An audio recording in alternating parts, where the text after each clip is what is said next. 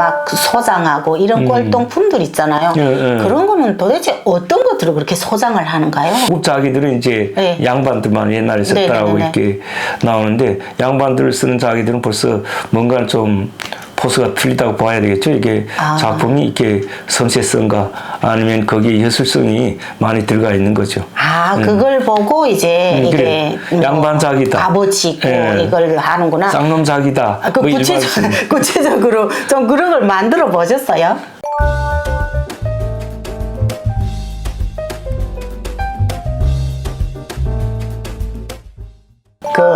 막 나는 이건 진짜 작품이다 이런 건 정말 내 이름을 걸고 소장 가치가 있는 거다 이런 걸 만들어 보셨어요? 그게 만들어 봤다라고 최고의 작품이었다라고 볼 수 있는 거는 당창건 기념일 때라고 해가지고 네네네. 해령시에서 김일성한테 선물 오는다죠. 네. 도자기 선물을 해야 되겠는데 이런 작품을 좀 너네 할 수 없겠냐. 그리고 우리에 해가지고 저희가 이제 작품을 해서 그때 대형 하명 한 미터, 1m 한 50 거의 됐어요. 일반 자기. 네, 뭐 신선노요, 무슨 뭐 약탕기요, 화분이요 이런 것들을 만들어가지고 그러니까 도선전부까지 올라가서 합격이 돼서 그게 선물로 올라갔던 기억이 나요. 근데 그렇게 선물이 올라갔어요. 그러면 예, 올라갔어요. 참 잘했구나 하고 이렇게 표창 같은 거 받으셨어요? 여자들은 가족 첫날 옷감이라 해가지고 북한 말로 말하고 그런 걸 잘 주잖아요. 예. 또 양복 해우라고 양복 몸을 못 재잖아요. 그러니까 그렇죠.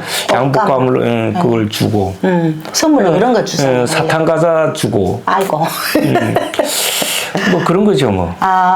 그러면 어쨌거나 그런 걸 받았다는 그 자체는 이제 김 부자 손이 들어간 거고 김 부자가 이제 괜찮네 이렇게 하고 했다는 그런 건데 이것도 정말 대단한 것 같습니다. 왜냐하면 이제 김 부자한테 보내는 거는 북한에서는 그냥 뭐 최고여야 되고, 네 거기에 도착을 해가지고 이제 이런 선물이 내려왔다는 거는 이제 김 부자가 인정을 했다는 거거든요. 정말 대단한 것 같은데 그럼 이제 뭐 막 1m 되는 이런 걸 구웠다 하면은 막 그런 가마가 막 완전 클 것 같아요. 가마가 커요. 그 아주 큰 가마가 그때 벌써 한 2개, 3개 정도 상승로라고 해서 3개 정도 가마 있었고 초벌구이 가마가 또 한 2개 정도 있었고 그렇게 가마가 한 여러 개 있었어요. 그게 다 뭐냐면 가스도 아니고 그냥 재래식 가마 돼가지고 화목 나무로 가지고 도자기 굽는 가마거든요. 근데 여기도 전통 가마라고 해갖고 그런 가마들이 많더라고. 한국에서는 나무를 뗀다 하면 충분히 이해가 되거든요. 왜냐하면 뭐 상가들이 널린 게 나무니까. 근데 북한에서는 개인들이 또 이제 막 하기도 버거운 게 거의 나무인데 하목인데 그걸 또 떼려고 하게 되면 그것도 보통 일이 아니었을 것 아마 같아요. 지금쯤은 그 해령 도자기 공장이 못 돌아갈 것 같아요. 산이 다 벌거벗은 산인데 뗄감이 없는데 어떻게 도자기 굽겠냐는 이런 생각을 가끔 해봐요. 근데 그 도자기 같은 거 이제 생산하시잖아요. 그 공장에서. 그러면 그걸 이제 판매를 해야 또 이게 돌아가잖아요. 공장이. 그거는 어떤 식으로 돌아갔어요? 옛날에 인민소품 생산이라는 게 있었어요. 네, 발산. 발산 인민소품 생산. 그 공장이니까 그 창고장 따로 있어요. 그럼 이제 창고 입고 하는 거예요. 예, 그렇죠. 창고 입고 하기 전에 작품이 나오면은 거기서 이제 정품과 반품, 버릴 것들, 파편들 갈라요. 갈라가서 파편은 쓰레기 버리고, 그냥 중간 거는 또 뭐 중고 형식으로 또 팔아요. 일단은 창고장에 그걸 창고에 입고 해 넣는 거예요. 창고장이 좀 잘 살아요. 왜냐면 창고 안에 들어가면 지가 다 관리하니까. 이건 뭐 몇 개 들어가는지, 몇 개 빠졌는지 창고장이 다 관리하는 거예요. 그럼 거기서 이제 창고장이 이제 윗사람들, 책임기사나 지배인, 뭐 조국당 비서가 이제 야 좋은 걸 몇 개 빼 하면 빼는 거예요. 빼서 이제 자기들이 사료사욕 채우게. 우리는 그냥 거의 알고 있죠. 어디로 빠지는지 그 루트를 알고 있지만 뭐. 어차피 대가리가 다 알아서 먹을 놈들이니까 나 그러려니 하고 살았어요.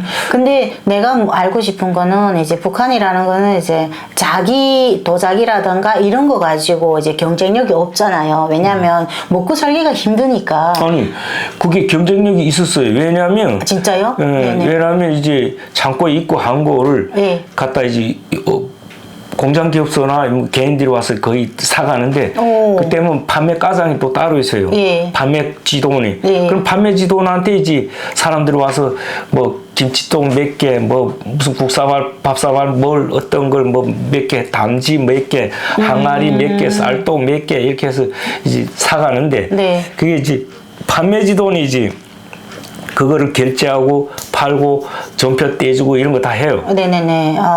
그럼 그렇게 해서 이제 창고장 보고 판매 지도원이 와서 창고장 그 몇 개, 김 아무 개, 채 아무 개, 전표들 이렇게 주세요 하면 이제 그렇게 빠지는 거죠. 아, 그렇구나. 아, 맞다. 근데 그게 네. 왜 그 잘 팔리나? 네. 이 남북한 다 이 김치 없이는 못 살잖아요. 맞아요. 근데 이 김치독이라는 게 집집마다 여기는 냉장고, 김치 냉장고요, 뭐 냉장고, 뭐 이상한 그 냉장고들이 많은데 네. 거기는 전기도 없지. 냉장고 설사 있다 해도 그거 돌릴 수가 없는 거예요. 그러니까 이제 그렇죠. 김치독을 갖다가 김치국 만들어 놓고 이제 맞아요. 그 안에다 독을 넣고 이제 김치를 담궈서 1년 12달 먹는 거죠. 그러니까 김치독이 희소성이 높았고 맞아요. 사람들이 요구가 많았어요. 또 된장떡도 있어요. 네, 된장도 쌀떡, 된장, 맞아. 김치 모든 절임은 몽땅. 아, 예. 그러니까 나는 지금 도자기만 생각을 했거든요. 그러니까 그 김치떡하고 된장떡이 있었구나. 그럼요. 북한 주민들은 김치떡하고 된장떡이 완전 그건 정말 필수잖아요. 필수예요. 김치, 된장, 간장, 소금. 맞아요. 예. 쌀. 예. 이거는 필수예요. 예. 그러니까 이제 도자기 하나만 가지고는 이제 뭐 또 국그릇도 밥그릇도 또 있긴 있어야 되니까 그것도 뭐, 필수.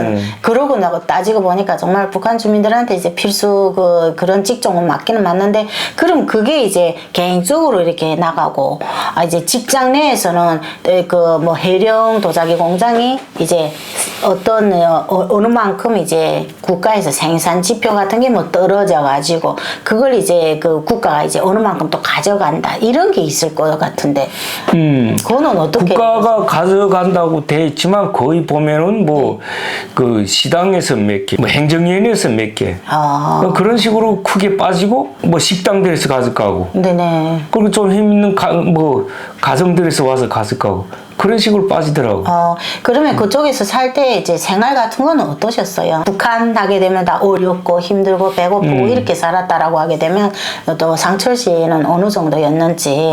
제가 있을 때도 도자기 공장이 그렇게 매끄럽게 잘 운영되지 못했어요. 그러니까 도자기로서 먹고 산다는 거는 거의 뭐 불가능이고. 네네. 또 그때 뭐 그때도 미공급이었으니까 뭐 쌀도 못 줄 때고 뭐 월급도 못 줄 때고 그냥 골골하며 살 때인데 그냥 가정에서 알아서 장사하며 사는 거죠.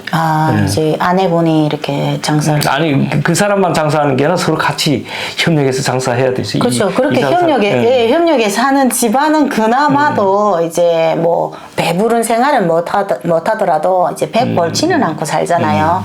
그렇게 했다라면 그러면 이제 뭐 내가 보니까 이제 상철 씨가 이제 말씀하시는 거 보니까 되게 이제 막 그냥 대학 졸업생이 돼서 그런가? 정교하고 이제 딱딱 들어맞게 얘기하시고 이렇게 하는 거 보면 북한에서도 이제 생활에서랑 이렇게 딱 그렇게 하셨을 것 같은데 그러면 그러다가 이제 어쨌거나 또 이제 거기서 사시다가 여기 와 지금 앉아 계시잖아요. 그래도 그 계기를 또 물어보지 않을 수가 없겠네요.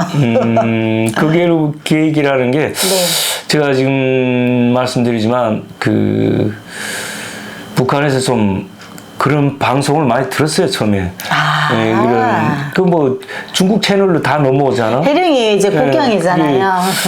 채널로 다 이렇게 남한 것 영화도 볼 수 있고 또 라디오 같은 것도 잘 나오더라고. 잘 터지더라고. 그래서 그런 것도 좀 본 것도 있지만 큰 기회는 이렇게 작가 생활을 하려고 보니까 제한이 많아요. 북한은 또 작가를 하고 싶으셨어요? 아니 작품을 했으니까. 그림 여러 개. 그림도 하고 도자기도 했지만 또 나무 조각도 했어요. 나무 조각은 제가 손재주가 좋은가 보다. 나무 조각을 해가지고 이렇게 안전성 사회안전성 선물을 해가지고 그때 또 선물 올라가서 제가 만든 목각 작품이 경성 어디 특가기가 있다고 알고 있어요. 그 어디까지 갔다는 것까지는 비스듬히 알고 있는데. 찾아와야 돼. 네, 아무튼 그래서 2번 섬을 올라간 거 있었고. 와. 그래가지고 이제 제가 이제 말이 헷갈리는데 처음에는 네. 도자기를 우리 어머니가 아파가지고 이렇게 누워서 이렇게 진입이 하셨어요. 그래갖고 네. 그 병을 고쳐드리려고 이제 북한은 뭐 병원이라는 게 열악하니까 그렇죠. 좀 잘 돼 있는 병원을 찾아 돌아다니다 보니까 이제 개인 의사까지 찾게 된 경우가 있었거든요. 네. 그랬었는데 그 개인 의사가 그 치료를 해주는 대가로서 네. 또 나가 또 손바꿈 하려고 하시더라고요. 그러니까 뭐냐고 물었더니 자기 아들이 네. 그 안전을 하다가 이렇게 죽었대요. 네. 뭐 어떻게 돼서 그랬는지는 뭐 구체적으로 말씀하시더라고. 네.